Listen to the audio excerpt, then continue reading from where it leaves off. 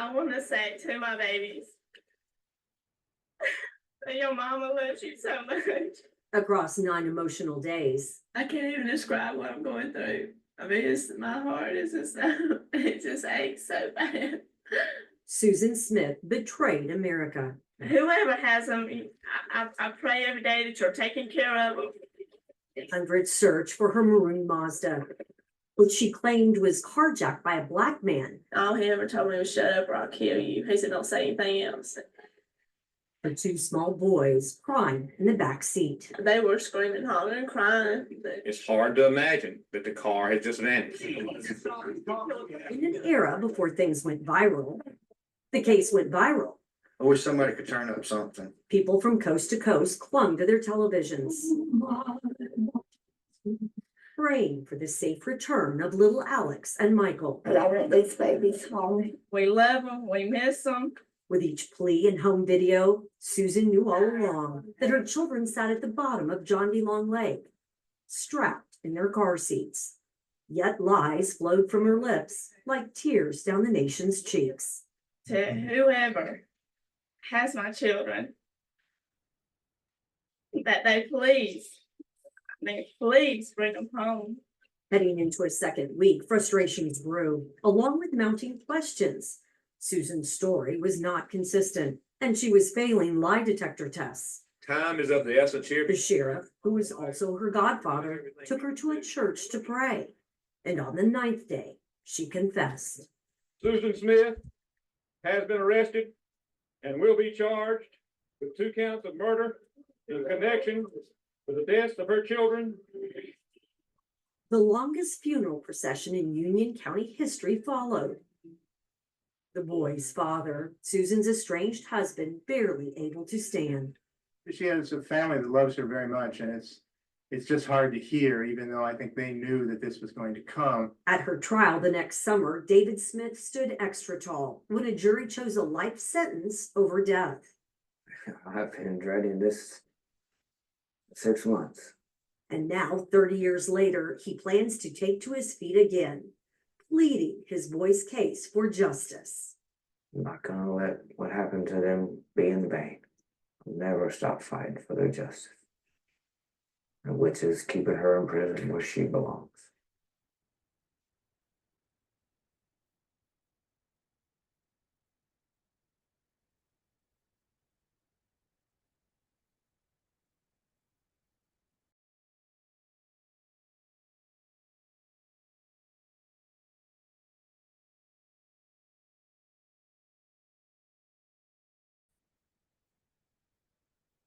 Is to ask the board to consider a parole for her.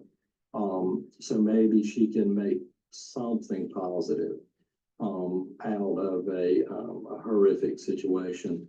I want to thank you for your time. I know I've taken a lot of time today. I would just ask if you would please consider her for release. Thank you, Mr. Thomas, and we appreciate all Yes, your ma'am. comments. Thank you. And again, thank you for the very detailed packet that you presented. Ms. Smith? Yes, ma'am.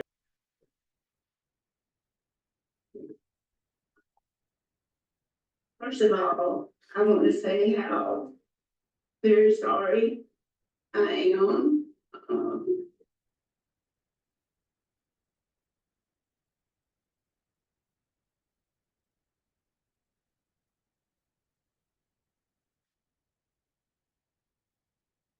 It's okay, Susan.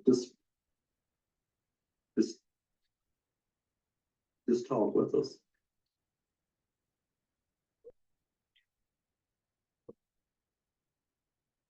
I know that what I did was horrible.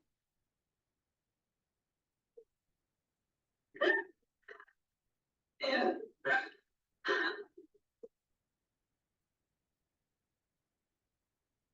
And I would give anything if I could go back and change it.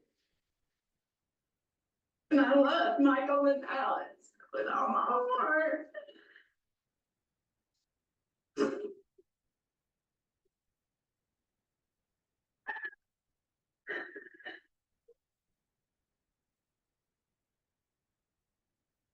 Of drugs or alcohol the night that you murdered your children?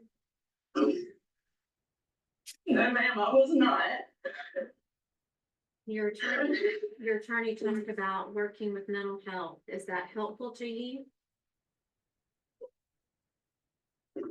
Ma'am, Mr. Thomas, I do. Mr. Thomas talked about the fact that you were working with mental health, and my question is that helpful to you? Yes, ma'am. Is that something that you would be willing to continue with on the outside if you were granted parole? Yes, ma'am. Ms. Smith, your crime took a lot of resources from the law enforcement community. What, if anything, would you say to the folks who worked so hard to find your children if you had the opportunity to speak to them today? That I'm sorry that I put them through that. I really, really am. And I'm especially sorry to I understand that I had to find them. I wish I could take that back. I really do. I didn't lie to get away with it. I really did. I was just scared. I didn't know how I could tell the people that loved him that they would never see him again. I didn't know how I could tell David he couldn't see his son again. And I'm sorry. I don't know. I know that's not enough. I know it's not, but I don't know. I know that it's just sound like words, but they come from our heart. They really do. One of the things that we review is your institutional record, and you've had some infractions throughout the years. Some involving the use of some narcotics. Do you have any issues with drugs or alcohol at this point? I don't. No, ma'am, I don't. And you had a recent disciplinary infraction just a few months ago. And why should this board think that if we grant you parole that you're going to go out and follow the rules and the laws of society if you do not follow the rules within the institution? Well, this last infraction, I was trusted the wrong person. This lady contacted me and I trusted her. I thought she was gonna do a documentary on mental health. And I really am not guilty of what they charged me with, and I have filed an appeal on that charge. And as far as your question, I've never been in trouble before, and the things that I have been found guilty of in here have been just stupidity. I know I made a lot of mistakes in here, and I have learned from them. And before this last infraction, it had been 10 years. Because I grew up and I knew that I needed to stop making dumb decisions. And I did. I knew it was time to grow up and do the right thing. I just made a lot of dumb choices and mistakes in here. So I know I've learned from those mistakes. What do you feel is the most And I'm not important gonna thing do that that. you've learned while you've been incarcerated? Ma'am, What do you think is the most important thing that you have learned while you have been incarcerated? that that people are important, that forgiveness and love, that family is important, and that decisions we make not just affect us, they affect the people that we love. And not to take things or people for granted.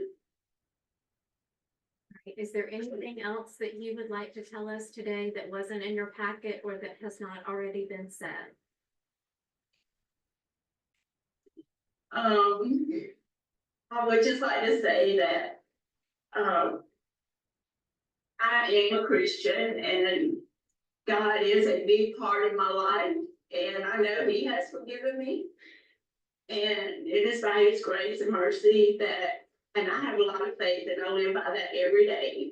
And I just ask that you, show that same kind of mercy as well. And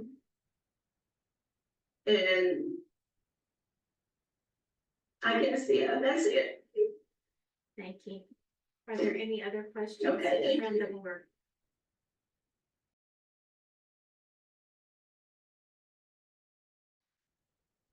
First, I'll speak first, please, ma'am. thank you. Yes, sir.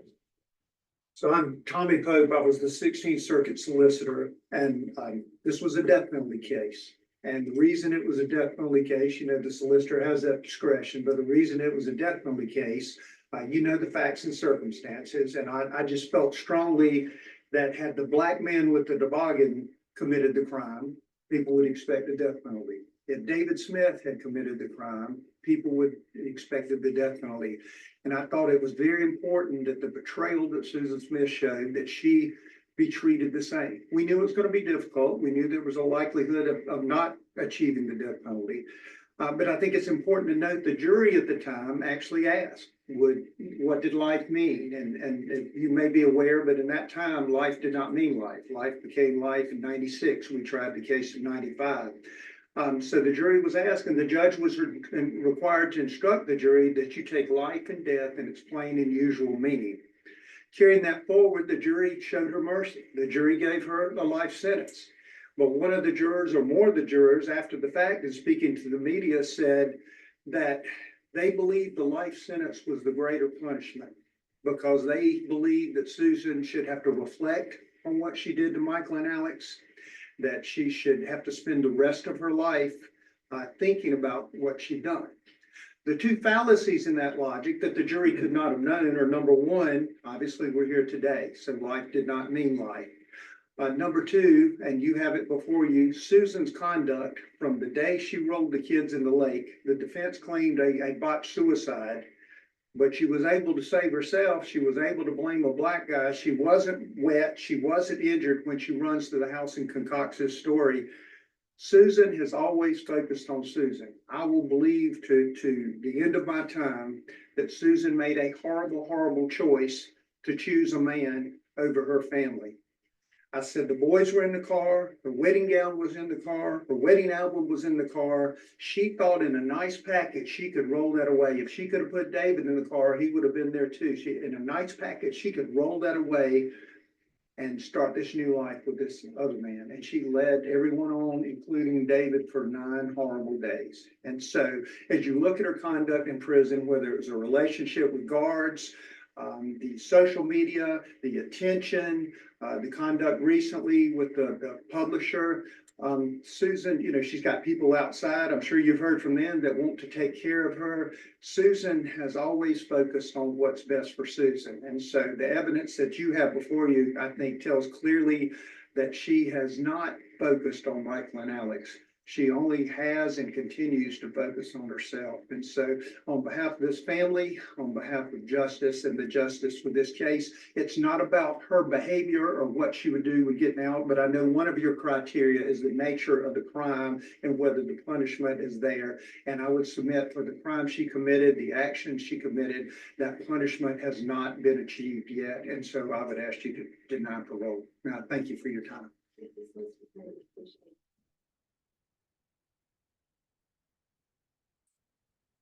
Been a tough 30 years. I'm not here to speak about what she's done in prison. You all have the records, the accounts of all that. Just here to advocate on Michael and Alex's behalf and as their father.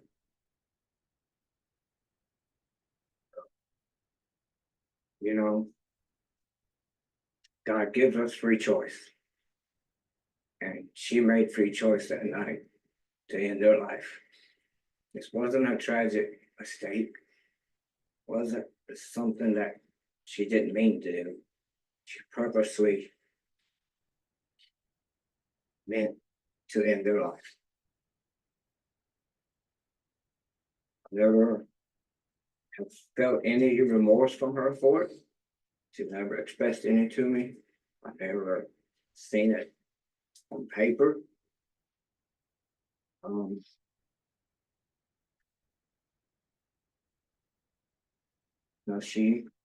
you've heard, she changed my life for the rest of my life that night.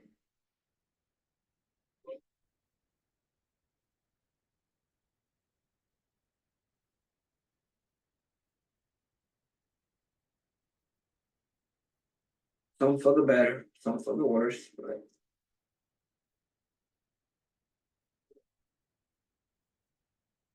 what she did, not only Michael and Alex, she came pretty close, causing me to end my life because of the grief that she brought upon me. But thankfully she didn't.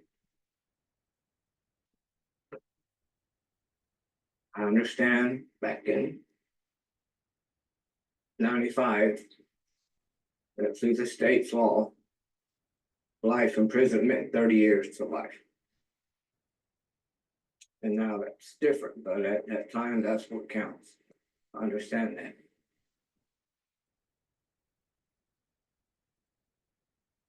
But ultimately, to me, that's only 15 years per child.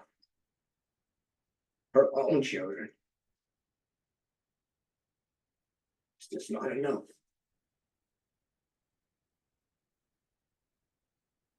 So I'm asking that you please, not her parole today,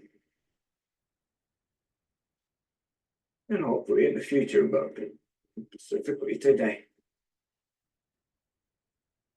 not let her out.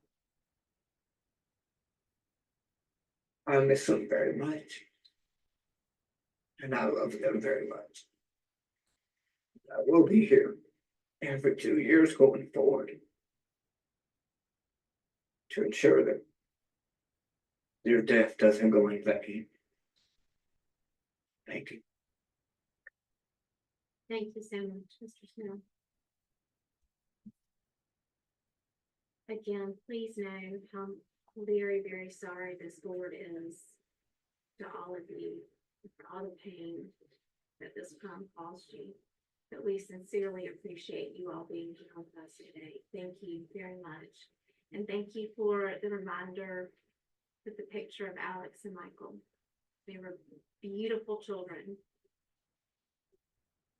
So thank you for reminding us of that today. We wish you the very best. And if no one else has anything else that they would like to say, if you all will exit with these ladies over here, we'll have an answer for you shortly.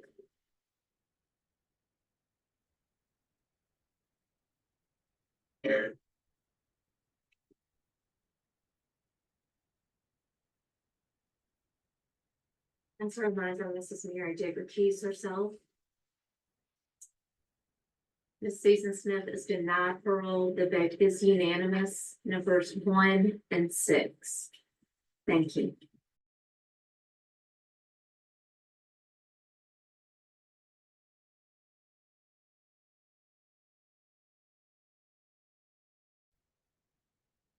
Hello guys, welcome back to my channel. I'm Renee Michelle. Don't forget to hit that like button, subscribe button, and that share button. Also drop your thoughts in the comment box and let me know what you think about the story here. So I'm talking about this Susan Smith story. I know you guys probably heard of it. It was a big deal here in South Carolina. I was a teenager at the time this happened. I remember how they would want to round up all the black men and shit, all because she was the first motherfucking Karen in America. She was the first motherfucking Karen that we knew in America, okay? This bitch got out there crying, screaming, talking about some damn black man came and killed her boys.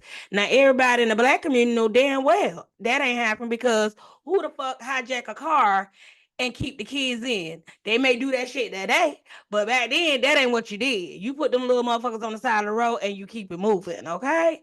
So I have a story of the reaction of the people in Union County. This is how they feel about it. It says after the conviction of 53-year-old murderer Susan Smith was denied parole on Wednesday, Union County residents react to the news. The one person saying that it has put a black spot on a small city, no pun intended. It definitely did. Susan Smith was found guilty of murdering her two young kids, 2-year-old Michael and 14-month-old Alex, in 1994, after she falsely reported them missing, sparking a massive 9-day search for her children. This drew national attention, okay? Everybody was into it. Like, what? Come on. 2 white kids from South Carolina? Shabba.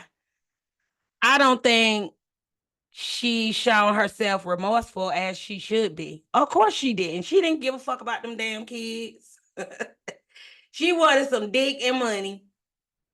She did not want them kids, said one resident in Union County. Okay, it says, let's see, on the condition that they remain anonymous, one of her childhood friends had said that, like, she didn't show no remorse, and she didn't. I don't see she has actually shown anything during her time in prison that she is willing to follow. She's not willing to follow the rules. Hell no, Susan in there wilding out. She done did it with the guards. She been on drugs. Shy. She done been on the internet. Susan is in there wilding out. She living her best life in prison, okay? And she also says, right now, I don't think she deserved to be out. Okay, so Captain Scott Sheriff said he's hoping for Susan to remain incarcerated in South Carolina Department of Corrections. We wrote a letter to the parole board requesting that she remain incarcerated. I know that's right. I think with those 2 boys not having a chance of life, she shouldn't either. Oh, she got life. She full of life. This Karen here is full of fucking life. That's why she able to do drugs in the prison. She able to fuck on the guards. What else she doing? She able to get on social media. She living her best life. So y'all not stopping no show. That's why y'all should have put the death. She should have had death penalty in 94. But if it was a black man, Chinese man, Asian man, who the fuck ever, they would have been given a death penalty. But when white women cry white tears and it's Karen, oh, we'll just give her 30 years. And then she eligible for parole. And then after that, if she don't get parole, she eligible for parole in the next 2 years. So I pray that Daddy David is able to be there every time. If not, she do not deserve to be out here with us normal folk, okay? She don't need to be out here. And it says the city of Union has a declining population of under 8,000 people. I did not know that. They only got 8,000 people. That's still a good bit. And Smith's name is a synonymous with a tragic that took the life of 2 young boys that changed the lives of thousands more within the community of Union. I bet it did. We don't say Union around here. We don't even talk about Union around here, okay? We don't. And I'm in the main city of South Carolina. She was normal as she could be. She was fine. I mean, she was normal. She was a normal Susan. I just think something snapped that week, said a childhood friend.